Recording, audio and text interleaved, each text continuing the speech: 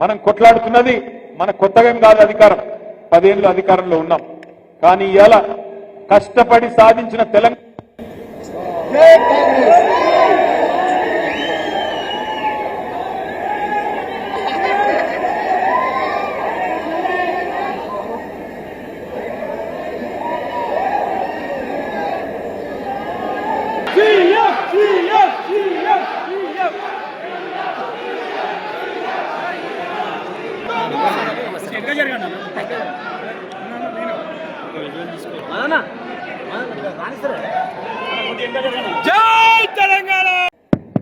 ఇట్లున్నది కాంగ్రెస్ పాలన, ఎట్లున్నది ఒక ఇట్లున్నది.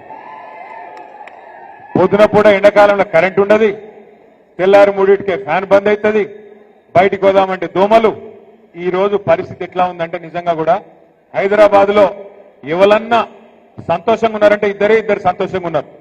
ఒకటి దొంగలు, రెండోది దోమలు. వీళ్ళిద్దరే సంతోషంగా ఉన్నారు.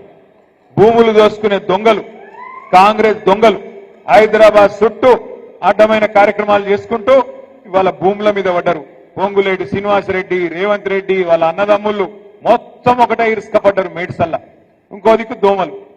హైదరాబాద్ లో మనకు హిమాయత్ నగర్ దగ్గర దోమలగూడ అని ఒక ఊరు ఉంటుంది, దోమలగూడ అని ఒక కాలనీ ఉంటుంది.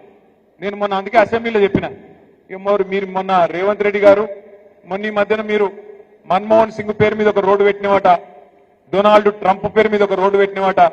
అవన్నీ కాదురా భయ్, ఒక పని చేయి, దోమలగూడ లెక్కనే దోమల హిల్స్, దోమల బాదు, దోమల గుట్ట, దోమలగూడ ఇట్లనే పేర్లు పెట్టి తప్ప నీ కనీసం దోమల మందు కూడా కొట్టే తెలివి లేనోడివి నువ్వేం చేస్తున్నావు ముఖ్యమంత్రి అని చెప్పి మొన్న శాసనసభలో కూడా అడిగిన.